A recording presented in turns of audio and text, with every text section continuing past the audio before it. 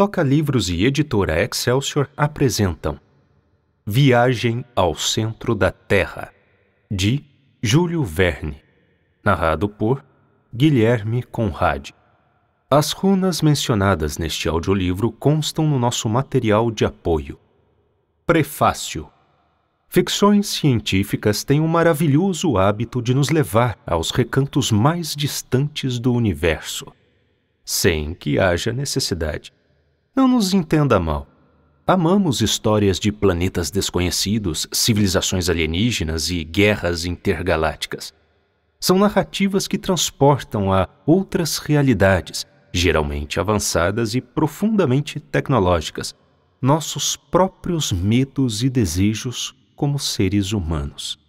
Mas por que viver a bordo de uma nave espacial quando o nosso próprio mundo, mesmo solitário na amplitude do universo, abriga reinos inexplorados que desafiam a ciência e a nossa evolução como espécie? Que os demais planetas nos desculpem, mas as grandes aventuras, com todas suas descobertas que transformam nosso entendimento sobre quem somos e onde estamos, já estão à nossa volta. Ou melhor, debaixo dos nossos pés, como nos mostra o magnífico Viagem ao Centro da Terra. Mas não se compreende a grandeza de uma obra sem antes conhecer a mente que a criou. A mesma mente à qual se atribui a consolidação da ficção científica como gênero literário. Júlio Verne nasceu em 1828, na cidade de Nantes, na França. Filho de um bem-sucedido advogado e de uma mãe cuja família se dedicava ao ramo da construção naval, Verne nutria desde a infância a paixão pela aventura, fomentada pelo fascínio com o mar e a ciência. Durante a adolescência, dedicou-se ao estudo da geologia, mas, devido aos anseios do pai, tornou-se mais tarde estudante de direito em Paris. Porém, inspirado pela culturalmente agitada capital e seus grandes escritores do período, como Victor Hugo e Alexandre Dumas, pai e filho, o jovem Verne dedicou-se à escrita de contos, poemas e peças de teatro, que lhe renderam a princípio um tímido sucesso. Após o casamento com a jovem Honorine Morel, em 1857, Verne buscou estabilidade como corretor de ações, mas manteve sua atividade paralela como escritor. Unindo seu interesse pela ciência à influência dos trabalhos de Edgar Allan Poe, ele escreveu em 1863 um dos livros criadores da então embrionária ficção científica, 5 Semanas em um Balão. Com o sucesso da obra, tornou-se um prolífico escritor, especialmente consagrado pela coleção de 54 volumes conhecidos como Viagens Extraordinárias, que inclui, além da presente obra, histórias famosas como A Volta ao Mundo em 80 Dias e 20.000 Léguas Submarinas. Atento aos temas contemporâneos em seus trabalhos mais tardios, como a extinção dos animais e os malefícios das indústrias petrolíferas, Verne deixou em ocasião de sua morte, em 1905, uma extensa obra publicada e um notável acervo de novos trabalhos, garantindo o reconhecimento de sua fundamental contribuição para o surgimento da ficção científica ao lado de nomes como H.G. Wells e Mary Shelley. Verne e sua obra eram, acima de tudo, produtos de uma era marcada pela curiosidade científica, especialmente em relação à então polêmica geologia. Ramo inédito da ciência na primeira metade do século XIX, a disciplina provocava celeumas dentro e fora dos ambientes acadêmicos pelas várias questões que suscitava a respeito das origens da Terra e, consequentemente, da vida. Discutia-se apaixonadamente o que havia nas entranhas da Terra. Seria um centro líquido? Sólido? Ou, de acordo com alguns excêntricos, oco? Havia embasamento para todas as teorias, ou, pelo menos, entre as sensatas, mas nenhum consenso e tampouco a possibilidade de que o ser humano pudesse atestar, com os próprios olhos, o que havia muito abaixo do chão onde pisava. E foi nesse meio de incertezas que em 1864 o antenado Verne nos ofereceu uma saída imaginativa com o lançamento de Viagem ao Centro da Terra. A premissa é simples. Após a descoberta de um criptograma que revela a entrada para o núcleo do globo, o professor de mineralogia e geógrafo Otto Lidenbrock, acompanhado do sobrinho Axel e do caçador Hans, adentram a cratera de um vulcão e partem para uma jornada rumo ao desconhecido, onde deparam com as maravilhas e perigos da natureza em sua forma mais primitiva. Cada participante desta odisseia é um mundo em si. O obstinado professor Lidenbrock impulsiona a história com sua energia e nos inspira por sua tenacidade diante das adversidades. O impassível Hans representa a importância do equilíbrio e da lealdade numa realidade inóspita, enquanto o sensível Axel, narrador das aventuras, é a personificação do leitor, espantado, aterrorizado e maravilhado com tudo o que vê e sente. Fosse apenas por esta trinca de personalidades distintas que se completam, a história já seria rica. Mas aquilo que a torna realmente grandiosa está literalmente nos detalhes. A riqueza descritiva de Viagem ao Centro da Terra é resultado não só do grande interesse de Júlio Verne nos fenômenos científicos em si, mas no reconhecimento de que eles conferem veracidade a uma jornada que pertence ainda hoje somente à fantasia. Mas esse detalhamento não se limita à ciência. A natureza também é tratada em suas maravilhosas minúcias, conferindo à obra uma dimensão poética diante de seu tecnicismo como forma de dizer: ambos não se repelem, complementam-se. E de tudo o que Viagem ao Centro da Terra nos proporciona como audioleitores, o que mais comove ao final da audioleitura é a certeza de que não podemos dobrar a natureza aos nossos objetivos, mas podemos usar o conhecimento para trilhar caminhos que outros menos ambiciosos jamais imaginariam cruzar. E é na jornada e não no destino que descobrimos do que somos feitos, seja ela num planeta distante, dentro da Terra ou na própria vida. Desejamos, então, uma boa viagem. Guia de medidas. Nos próximos capítulos, o sistema de medidas métrico dará lugar ao sistema imperial, assim chamado em referência ao Império Britânico, que o tornou vigente durante seu domínio global do século XVI ao XIX. Para fins de consulta ao longo do livro, seguem as medidas imperiais e suas equivalentes métricas. Sistema imperial: 1 milha. Sistema métrico: aproximadamente 1.600 metros. Sistema imperial: 1 polegada. Sistema métrico: aproximadamente 2,5 centímetros. Sistema imperial: 1 pé. Sistema métrico: aproximadamente 30 centímetros. Sistema imperial: 1 légua. Sistema métrico: aproximadamente 4,8 km. Primeiro, em 24 de maio de 1863, um domingo, meu tio, o professor Lidenbrock, entrou correndo em sua casinha no número 19 da Königstrasse, uma das ruas mais velhas no mais antigo quinhão da cidade de Hamburgo. A boa Marthe deve ter achado que estava muito atrasada, pois o jantar mal fora colocado no forno. Bem, eu disse a mim mesmo, se o mais impaciente dos homens está com fome, que estardalhaço lhe fará. O senhor Lidenbrock já chegou?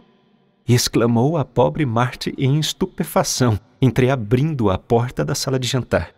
Sim, Marthe, mas o jantar tem o direito de não estar cozido, pois não são nem 2 horas. O relógio de São Miguel acabou de bater 1h30. Então por que o Sr. Lidenbrock já voltou? Ele provavelmente nos dirá. Aí está ele. Vou sair daqui, Sr. Axel. Você o fará ouvir a razão. E a boa Marty voltou ao seu laboratório culinário. Eu fiquei sozinho. Fazer o mais irascível entre os professores ouvir a razão era algo que minha natureza um tanto indecisa não me permitia. Assim, eu me preparava cuidadosamente para voltar ao meu quartinho no andar de cima, quando as dobradiças da porta rangeram. Pés enormes fizeram a escada de madeira guinchar, e o dono da casa atravessou imediatamente a sala de jantar em direção ao escritório. Mas, durante sua rápida passagem, ele lançou num canto sua bengala com a ponta de um quebra-nozes, sobre a mesa seu largo chapéu de pelos arrepiados, e ao sobrinho estas palavras retumbantes: Axel, siga-me. Eu mal tivera tempo de me mexer quando o professor exclamou em um tom de grande impaciência: Vamos! Por que você não está aqui ainda? Eu corri para o escritório do meu temível professor. Não havia ruindade em Otto Lidenbrock, admito de imediato, mas, a menos que mudasse de maneiras improváveis, ele morreria como um terrível excêntrico. Ele era professor da Johanneum e ministrava aulas de mineralogia, durante as quais invariavelmente se enfurecia uma vez ou outra. Não que ele estivesse preocupado em ter alunos diligentes em sua turma, ou no grau de atenção com que o ouviam, ou no sucesso que eventualmente alcançariam. Esses detalhes nunca o incomodavam. Seu ensino era subjetivo, como se diz na filosofia alemã. Era feito para si mesmo, não para os outros. Ele era um egoísta instruído, um poço de ciência cujas roldanas rangiam quando você queria extrair algo. Em uma palavra, um avarento. Há muitos professores desse tipo na Alemanha. Infelizmente, meu tio não era dotado de grandes habilidades de expressão, se não em particular, pelo menos em público, e essa era uma carência deplorável para um orador. De fato, durante suas palestras na Johanneum, o professor frequentemente interrompia sua fala por completo. Lutava com uma palavra relutante que não queria passar por seus lábios. Uma daquelas palavras que resistem, expandem-se e finalmente escapam sob a forma pouco científica de um palavrão. Daí sua grande raiva. Ora, na mineralogia há muitos termos, metade gregos, metade latinos, que são difíceis de pronunciar. Palavras grosseiras que feririam os lábios de um poeta. Eu não quero falar mal dessa ciência, longe de mim. Mas quando deparamos com cristalizações romboédricas, resinas retinasfálticas, geletinas, façaitas, molibdatos de chumbo, tungstatos de manganês e titanita de zircônio, até a língua mais habilidosa pode escorregar. Na cidade, portanto, a perdoável fraqueza do meu tio era bem conhecida e explorada. Ela era esperada nos momentos mais perigosos e, quando ele explodia de raiva, havia risadas, o que não era de bom gosto, nem mesmo para alemães. E se havia sempre um grande público nas aulas de Lidenbrock, era porque muitos vinham regularmente para se divertir com a maravilhosa fúria do professor. No entanto, meu tio, devo enfatizar, era um verdadeiro cientista. Embora às vezes quebrasse suas amostras ao manipulá-las com brusquidão, ele combinava a genialidade do geólogo com o olhar aguçado do mineralogista. Munido de seu martelo, buril de aço, agulhas magnéticas, maçarico e garrafa de ácido nítrico, ele era um homem muito poderoso. Ao avaliar a fratura, a aparência, a dureza, a fusibilidade, a sonoridade, o cheiro e o sabor de qualquer mineral, ele conseguia classificá-lo sem hesitar entre as 600 espécies conhecidas hoje pela ciência. O nome de Lidenbrock era, portanto, mencionado com respeito em faculdades e sociedades instruídas. Humphrey Davy, Humboldt e os capitães Franklin e Sabine nunca deixavam de visitá-lo quando de passagem por Hamburgo. Becquerel, Ebermann, Brewster, Dumas, Milne, Edouard e Saint-Clair Deville o consultavam sobre os problemas mais difíceis da química. Essa ciência lhe devia boas descobertas e, em 1853, o Tratado de Cristalografia Transcendente do professor Otto Lidenbrock foi publicada em Leipzig. Um grande em folho com ilustrações que, infelizmente, não cobriu suas despesas. Acrescente a tudo isso que meu tio foi curador do Museu de Mineralogia criado pelo Sr. Struve, embaixador russo, uma valiosa coleção de renome em toda a Europa. Essa foi a pessoa que me chamou com tanta impaciência. Imagine um homem alto e esbelto, com saúde de ferro, e uma lourice juvenil que o fazia parecer 10 anos mais jovem que seus 50. Seus olhos grandes se moviam incessantemente atrás dos óculos grossos. O nariz comprido e fino parecia uma lâmina de faca. Línguas maliciosas chegaram a afirmar que era magnético e atraía limalhas de ferro. Pura calúnia. Atraía apenas tabaco, mas em grandes quantidades, para não mentir. Quando acrescento que meu tio caminhava a passos matematicamente calculados de meio metro, e ressalto que, ao andar, mantinha os punhos firmemente cerrados, em sinal claro de temperamento irritável, ficou claro o suficiente que sua companhia não era lá desejável. Ele morava em sua casinha na Königstrasse, um edifício feito metade de tijolo e metade de madeira, com um frontão escalonado. Tinha vista para um daqueles canais sinuosos que se cruzam no meio da região mais antiga de Hamburgo, que o grande incêndio de 1842 felizmente havia poupado. A velha casa era um pouco inclinada, é verdade, e estendia sua barriga aos transeuntes. O teto pendia um pouco para o lado, como um boné sobre a orelha de um membro da Tugendbund. Sua verticalidade deixava a desejar, mas, no geral, ela se sustentava bem graças a um velho olmo que a apoiava na fachada e, na primavera, empurrava seus galhos floridos pelas vidraças das janelas. Meu tio era razoavelmente abastado para um professor alemão. A casa era toda sua, do exterior ao conteúdo. O conteúdo consistia em Grauben, a afilhada de 17 anos de Fierland, a criada Mart e eu. Sendo seu sobrinho e órfão, tornei-me seu assistente de experiências. Admito que mergulhei avidamente nas ciências geológicas. Eu tinha o sangue de um mineralogista em minhas veias e nunca me entediei na companhia de minhas pedras preciosas. Em suma, era possível viver feliz na casinha da Königstrasse, a despeito da impaciência de seu proprietário. Pois, embora demonstrasse de maneira um tanto grosseira, ele gostava muito de mim. Mas esse homem não sabia esperar, e tinha mais pressa que o normal. Em abril, quando ele plantou mudas de resedás e não me esqueças em vasinhos de barro na sala de estar, passou a puxá-las pelas folhas todas as manhãs para acelerar seu crescimento. Diante de tamanha excentricidade, só restava obedecer. Eu me precipitei até seu escritório. Segundo, o escritório era um verdadeiro museu.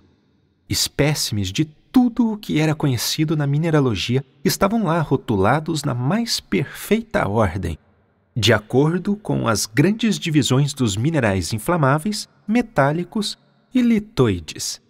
Como eu conhecia bem todos aqueles bibelôs da ciência mineralógica! Quantas vezes, em vez de apreciar a companhia dos garotos da minha idade, eu preferia tirar o pó dos grafites, antrácitos, carvões, linhitas e turfas, e dos betumes, resinas e sais orgânicos que precisavam ser protegidos do menor átomo de poeira, e dos metais, do ferro ao ouro, cujo valor atual desaparecia na absoluta igualdade dos espécimes científicos. E todas essas pedras suficientes para reconstruir a casa na Königstrasse com um belo quarto a mais, o que não acharia nada mal. Mas, ao entrar no escritório, mal pensei em todas essas maravilhas. Meu tio sozinho preencheu meus pensamentos. Ele se jogara em uma poltrona coberta com um veludo de Utrecht e tinha nas mãos um livro que contemplava com a mais profunda admiração. Que livro! Que livro! Ele exclamou. Essa exclamação me lembrou que meu tio também era bibliófilo em seus momentos de lazer. Mas um livro antigo não tinha valor aos seus olhos a menos que fosse muito difícil de encontrar, ou ao menos ilegível. E então? Ele me disse. Você não está vendo?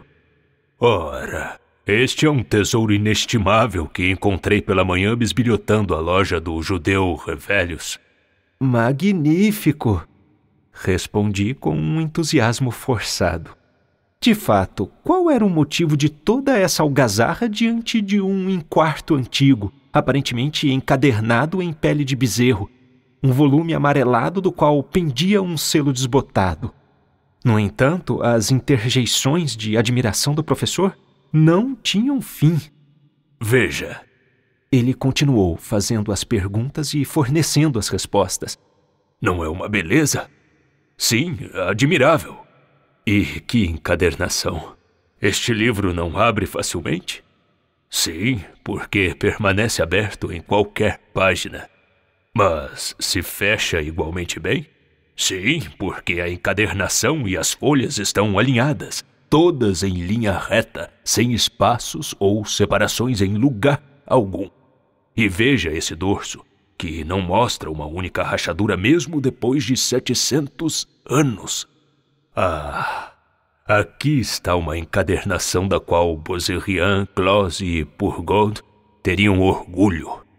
Enquanto falava, meu tio continuava abrindo e fechando o livro antigo. Eu não podia fazer nada senão perguntar sobre seu conteúdo, embora isso não me interessasse nem um pouco. E qual é o título deste volume maravilhoso? Eu perguntei com uma empolgação muito enfática para não ser fingida.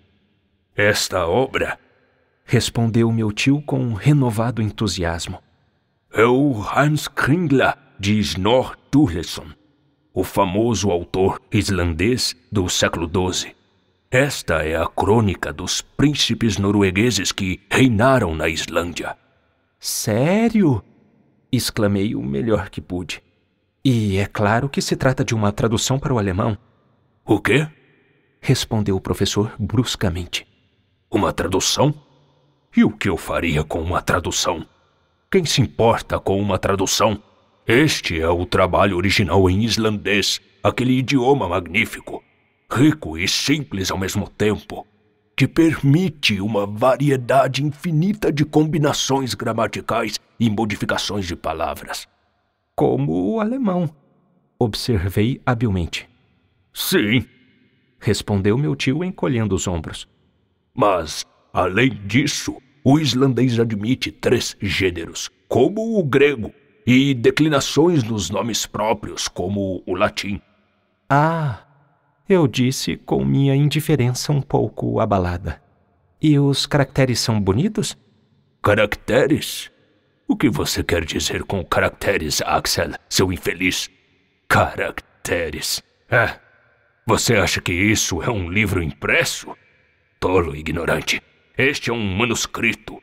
E um manuscrito rúnico. Rúnico? Sim. Agora você vai me pedir para explicar essa palavra? Claro que não. Respondi no tom de um homem ferido em seu amor próprio. Mas meu tio prosseguiu e me instruiu, apesar de tudo, sobre coisas que eu não queria saber.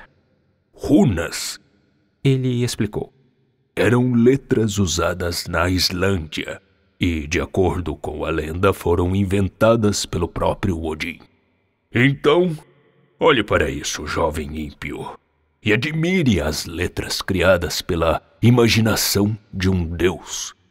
De fato, por falta de réplica, eu estava prestes a me prostrar diante do livro, uma resposta que agradava igualmente a deuses e reis, pois tinha a vantagem de nunca lhes causar vergonha, quando um pequeno incidente desviou o curso da conversa. Foi a aparição de um pedaço de pergaminho sujo que escorregou do livro e caiu no chão. Meu tio atacou o fragmento com uma avidez fácil de compreender. Um documento antigo, escondido por um tempo imemorial em um velho livro, tinha inevitavelmente um valor alto aos seus olhos. O que é isso? Ele exclamou. E, ao mesmo tempo, cuidadosamente desdobrou sobre a mesa um pedaço de pergaminho de 5 polegadas de comprimento e 3 de largura coberto com linhas horizontais de letras ilegíveis. Aqui está o exato facsímile. É importante para mim divulgar publicamente esses sinais bizarros, pois eles incitaram o professor Lidenbrock e seu sobrinho a empreenderem a mais estranha expedição do século XIX. O professor refletiu alguns momentos sobre essa série de letras. Então, ele disse, erguendo seus óculos: São letras rúnicas. Elas são idênticas às do manuscrito de Snorre Sturluson. Mas o que poderiam significar?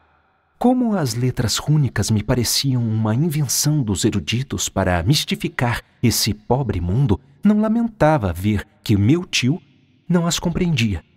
Pelo menos assim me parecia a julgar pelo movimento de seus dedos, que começaram a tremer violentamente. Mas certamente é islandês antigo, ele murmurou entre dentes. E o professor Lidenbrock devia conhecê-la, pois se tratava de um verdadeiro poliglota. Não que ele dominasse todas as 2.000 línguas e 4.000 dialetos que são falados na Terra, mas ele conhecia muitos deles. E assim, diante dessa dificuldade, ele ia ceder a toda a impetuosidade de seu temperamento. E eu previa um surto violento quando soaram 2 horas no pequeno relógio sobre a lareira. Imediatamente, a boa Marte abriu a porta do escritório e disse: "O jantar está na mesa." Para o inferno com o jantar! Gritou meu tio. E quem o preparou e quem vai comer? Marte saiu correndo.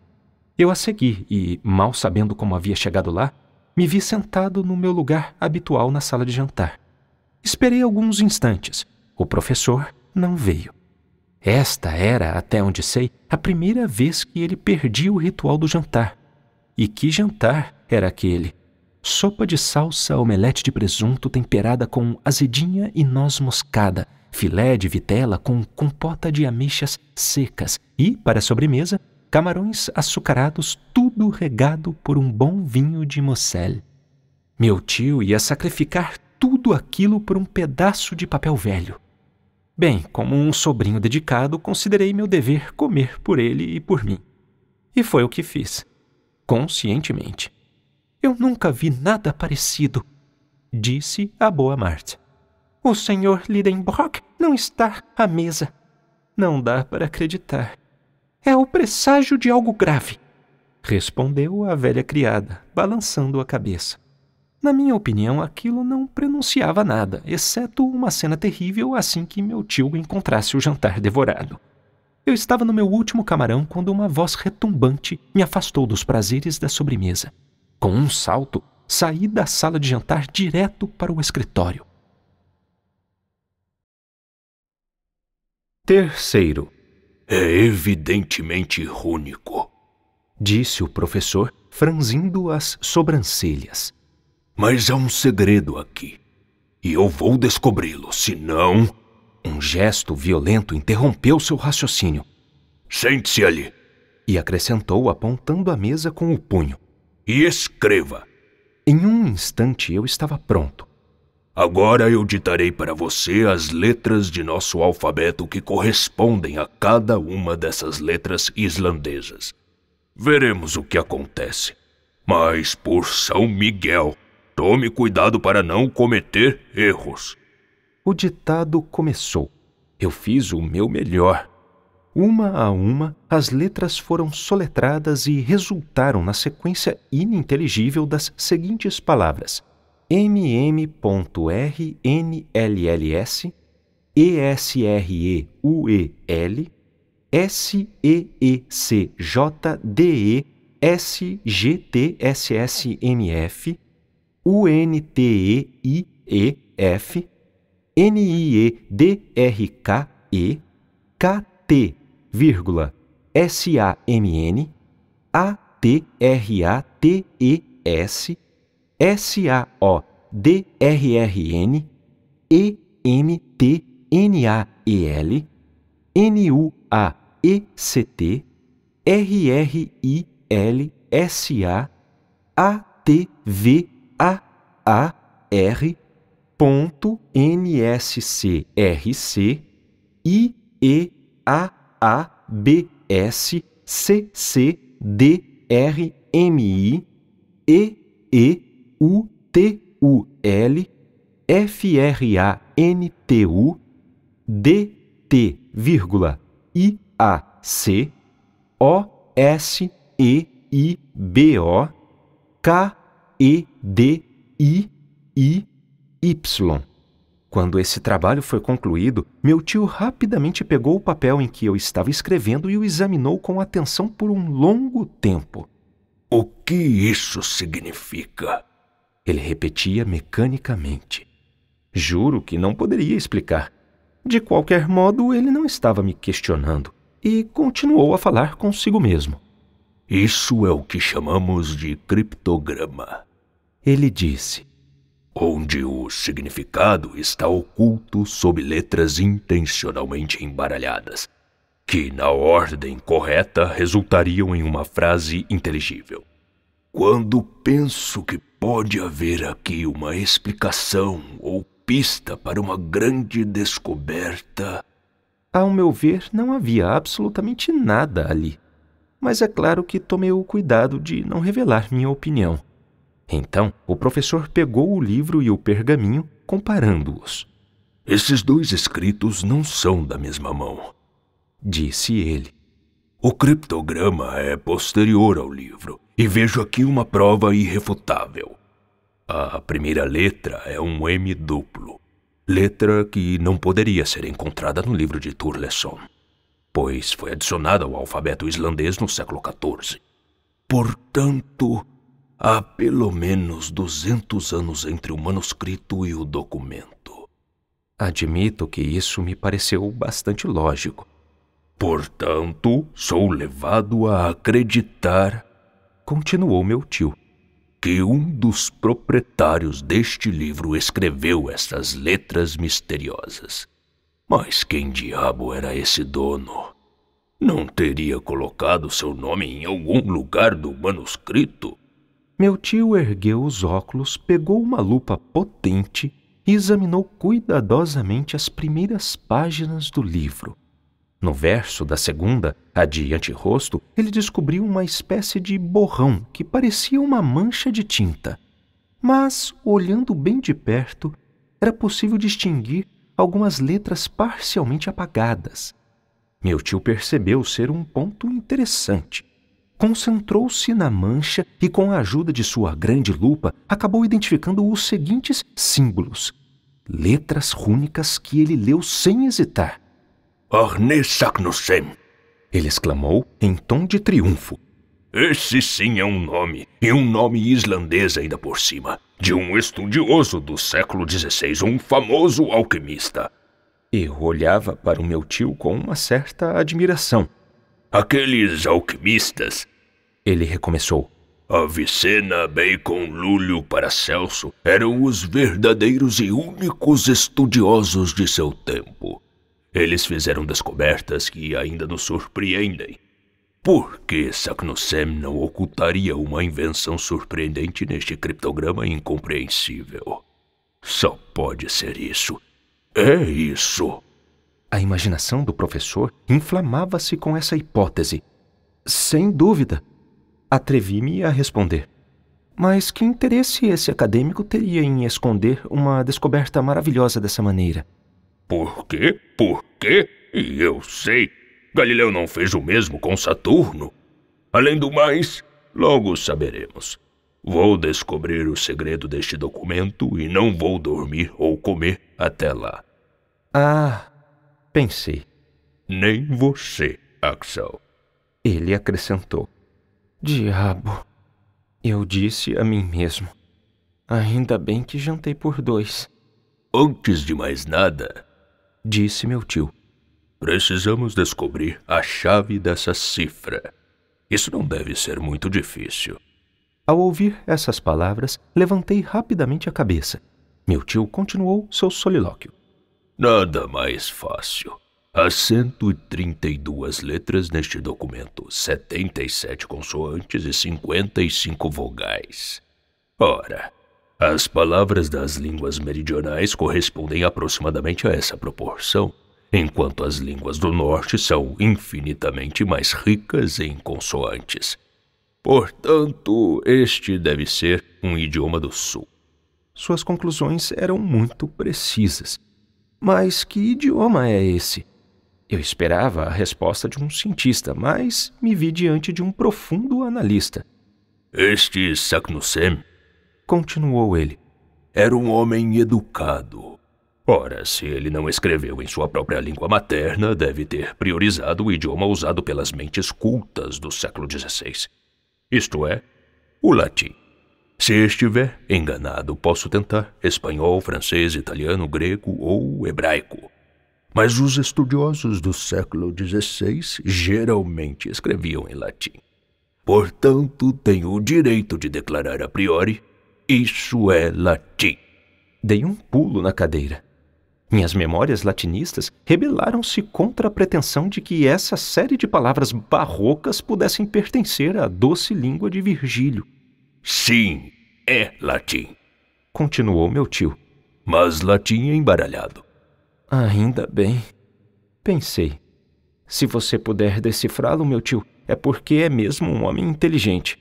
Examinemos com cuidado, disse ele, pegando a folha na qual eu havia escrito. Aqui está uma série de 132 letras em aparente desordem. Há palavras que consistem apenas em consoantes, como a primeira, MM.RNLLS. Outras em que, por sua vez, predominam as vogais, como a quinta, UNTEIEF. E a penúltima, OSEIBO. Ora, evidentemente esse arranjo não foi planejado. Surgiu matematicamente como consequência da regra desconhecida que determinou a ordem dessas letras. Parece-me claro que a frase original foi escrita normalmente e depois embaralhada de acordo com uma regra que temos que descobrir. Quem possuir a chave dessa cifra poderá lê-la fluentemente. Mas que chave é essa? Axel, você tem essa chave? Não respondi a essa pergunta por uma boa razão.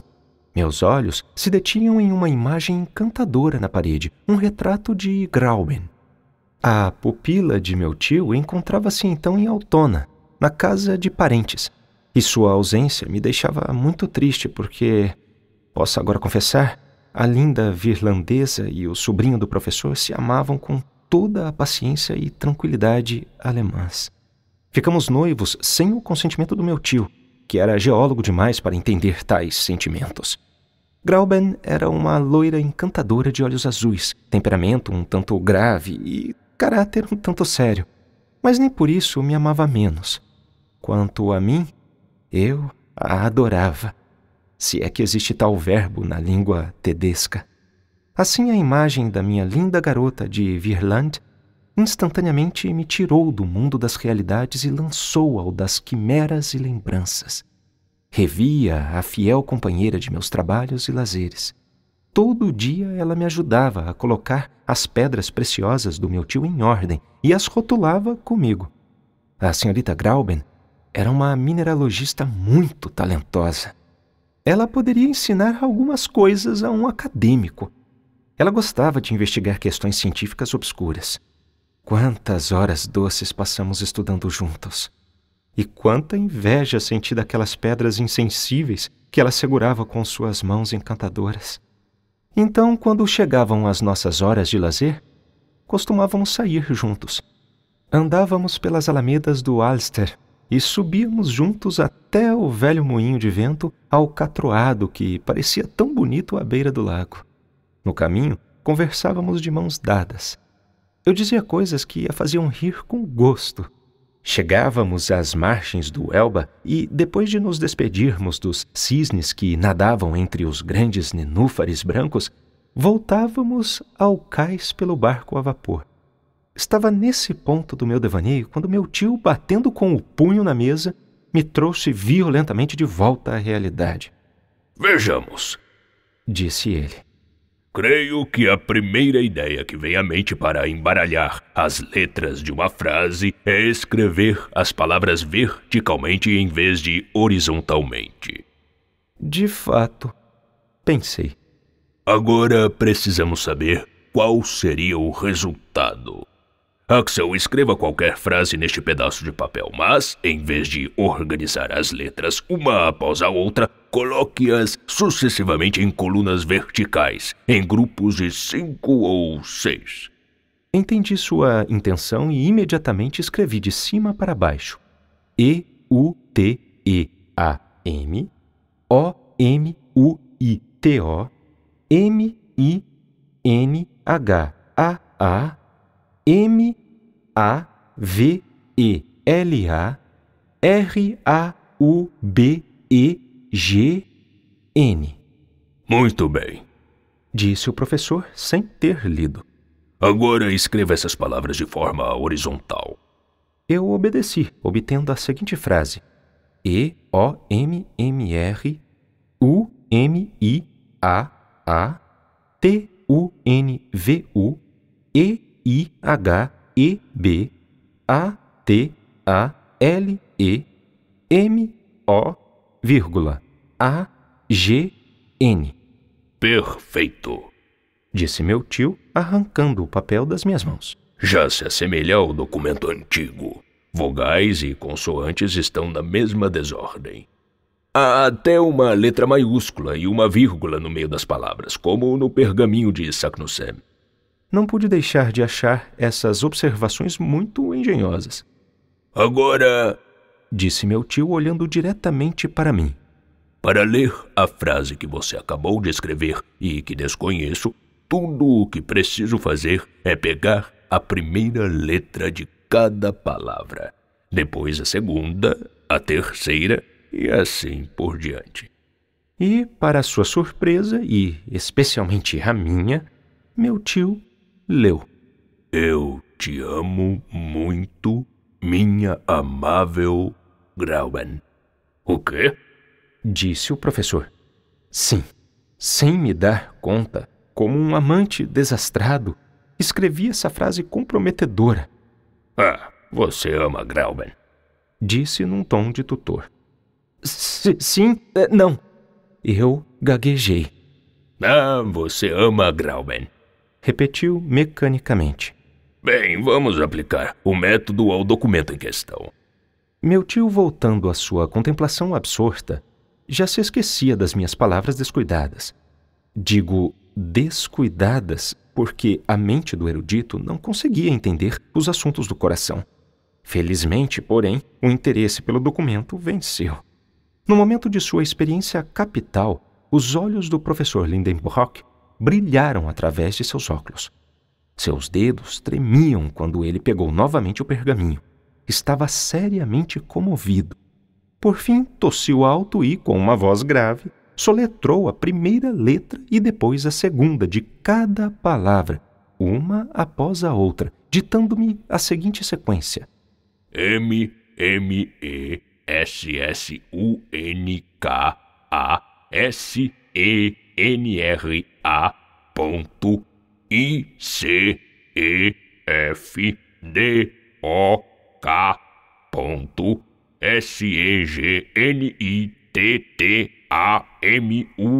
M-M-E-S-S-U-N-K-A-S-E-N-E-R-T-T-A-M-U-R-T-N E-C-E-R-T-S-E-R-R-E-T-T-E, vírgula, R-O-T-A-I-V-S-A-D-U-A, vírgula, E-D-N-E-C-S-E-D-S-A-D-N-E, L-I-J-J-S-I-R-A-T-R-A-C-S-A-R-B-M-U-T-A-B-I-L-E-D-M-E-K, M-E-R-E-T-A-R-C-S-I-L-U-C-O, Y-S-L-E F-F-E-N-S-N-I. Ponto. Quando cheguei ao fim, admito que também me comovi. Aquelas letras pronunciadas uma a uma não transmitiam nenhum significado à minha mente. Eu esperava, portanto, que o professor deixasse uma magnífica frase em latim rolar majestosamente de sua língua. Mas quem poderia ter imaginado? Um soco violento sacudiu a mesa, a tinta derramou e a pena caiu dos meus dedos. Não é isso! Gritou meu tio. Isso não faz sentido! Então, atravessando o escritório como uma bala de canhão e descendo as escadas como uma avalanche, ele saiu correndo pela Königstrasse, partindo a toda velocidade. Quarto. Ele foi embora? Exclamou Marthe, correndo ao barulho da porta da rua que, violentamente fechada, fizera a casa inteira tremer.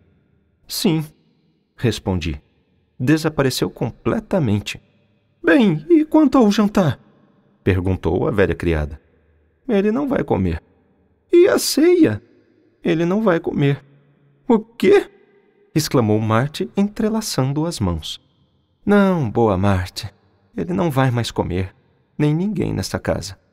O tio Lindenbrock nos deixará de dieta até que consiga decifrar um velho pergaminho que é absolutamente indecifrável. Jesus! Vamos todos morrer de fome! Não me atrevia a admitir que, com um governante tão soberano quanto meu tio, esse destino era inevitável. A velha criada, seriamente alarmada, voltou gemendo para a cozinha.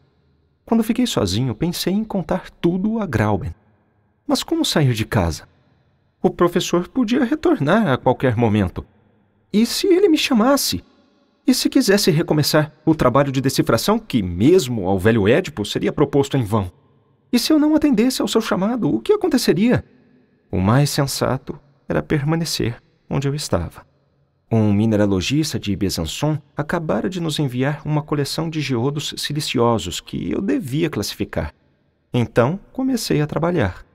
Fiz a triagem, rotulei e organizei todas essas rochas ocas dentro das quais se agitavam pequenos cristais. Mas esse trabalho não absorveu toda a minha atenção. O mistério do antigo documento me preocupava de maneira estranha. Minha cabeça fervilhava e sentia uma vaga inquietação. Pressentia um desastre iminente. Ao final de 1 hora, meus geodos estavam em ordem. Desabei na velha poltrona de veludo, com os braços pendendo e a cabeça jogada para trás. Acendi meu cachimbo comprido e torto, cuja cabeça esculpida trazia uma naiade em repouso. Então, diverti-me observando a carbonização que gradualmente tingia minha naiade. De vez em quando prestava atenção para ver se ouvia passos conhecidos soando na escada. Mas não. Onde meu tio poderia estar naquele momento? Imaginei-o correndo sob as belas árvores que ladeavam a estrada para a Altona, gesticulando, batendo nos muros com sua bengala, golpeando violentamente a grama, arrancando a cabeça dos cardos e perturbando as cegonhas solitárias em seu descanso. Ele voltaria triunfante ou desencorajado? Quem venceria, o segredo ou ele? Enquanto me fazia essas perguntas, peguei, sem me dar conta, a folha de papel com a incompreensível sucessão de letras que eu havia escrito. E repetia. O que isso significa? Tentei agrupar as letras para formar palavras. Impossível. Quando as reunia em duplas, trios, quintetos ou sextetos, não obtive nenhum resultado que fizesse sentido. A 14ª, 15ª e 16ª letras formavam a palavra ice, gelo em inglês, enquanto a 84ª, 85ª e 86ª formavam o termo sir, senhor, em inglês. Por fim, observei na 2ª e na 3ª linhas do documento as palavras latinas rota, mutabile, ira, nec e atra. Diabos! Pensei. Essas palavras parecem justificar a visão de meu tio sobre o idioma do documento. Na 4ª linha vejo a palavra luco, que pode se traduzir como bosque sagrado. É verdade que na 3ª linha há também o termo tabilet, que parece perfeitamente hebraico. E na última, as palavras mer, arc e mer, que são puramente francesas. Era de se perder a cabeça. 4 idiomas diferentes naquela frase absurda. Que conexão poderia haver entre as palavras gelo, senhor, ira, cruel, bosque sagrado, mutante, mãe, arco e mar? A primeira e a última relacionavam-se com facilidade. Não era nada surpreendente que um documento escrito na Islândia fizesse menção a um mar de gelo.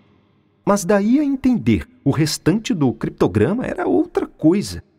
Eu me debatia com uma dificuldade insuperável. Meu cérebro fervia e meus olhos piscavam diante da folha de papel.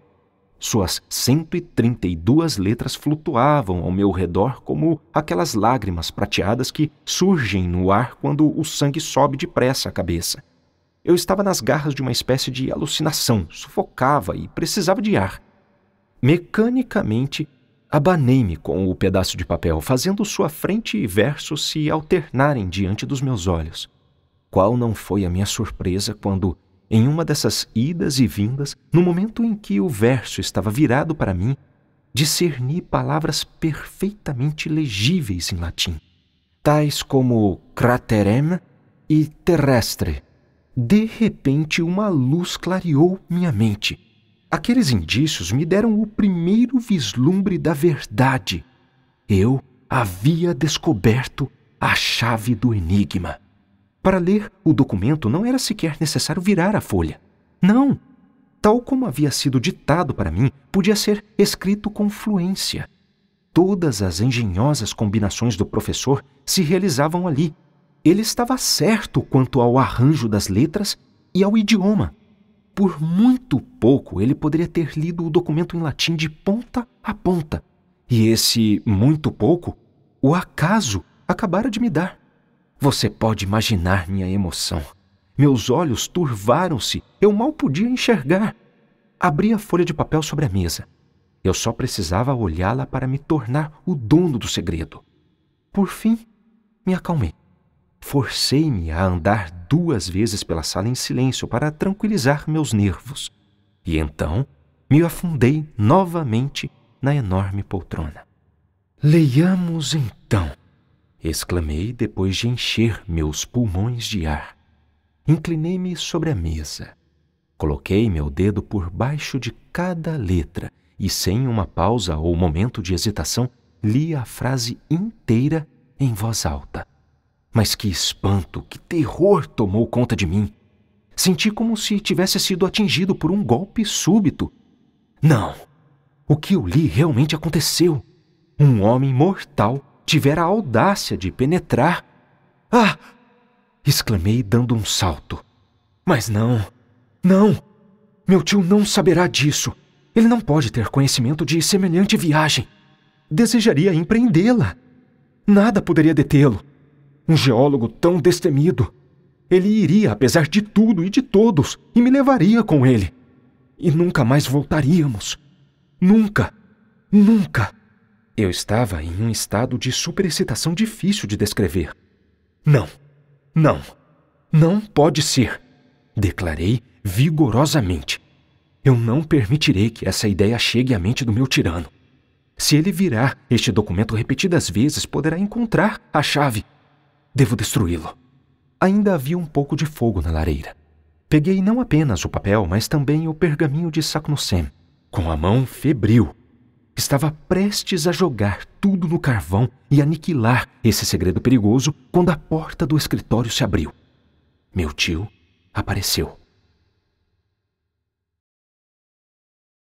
Quinto. Tive tempo apenas de colocar o infeliz documento de volta na mesa. O professor Lidenbrock parecia profundamente absorvido. Sua ideia fixa não lhe dava um momento de descanso. Era evidente que havia se aprofundado em sua análise do caso, usando todos os recursos de sua imaginação durante sua caminhada e voltando para experimentar uma nova combinação. De fato, ele sentou-se na poltrona e, com a pena na mão, começou a traçar fórmulas que pareciam um cálculo algébrico. Eu acompanhei sua mão trêmula. Não perdi um único movimento. Que resultado inesperado seria alcançado? Eu tremia sem motivo, já que a verdadeira chave, a única, já fora encontrada e qualquer outra pesquisa havia se tornado inútil. Durante 3 longas horas, meu tio trabalhou sem falar ou olhar para cima, apagando, começando de novo, apagando novamente e assim por diante centenas de vezes. Eu sabia muito bem que se ele conseguisse organizar essas letras em todas as posições relativas que podiam ocupar, a frase iria se revelar.